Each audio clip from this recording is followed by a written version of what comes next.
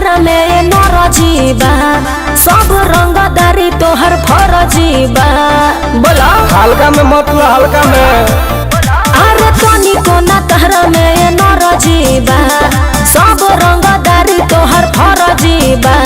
अरे बाप हाँ प्यार पावेला काम कुला काज करबू रानी बन के राज करबू।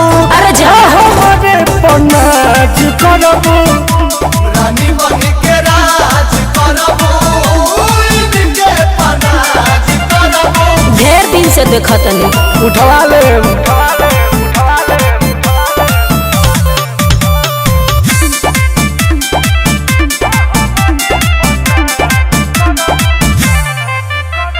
बैठल बैठल बेड पर भेटाई रोज भोजन देही के तुहरा हो बढ़ जाई ओजन। झूठा कहीं का सही मेरे पगली तू तो डेली डेली झूठा हमसे वादा करेला जाना प्यार कबो कम कबो ज्यादा करेला। समय समय के बाद बा कबो किचन में न लहसुन प्याज करबू रानी बन के राज करबू हमारे पनाज करबू। ढीलू कहीं का रानी बन के राज करबू इनके पनाज करबू।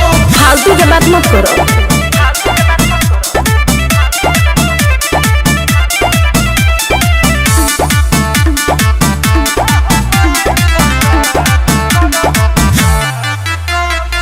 ठोकी सलामी सबे चली हुकूमत बनबू महारानी रानी नइखे कोनो दुमत।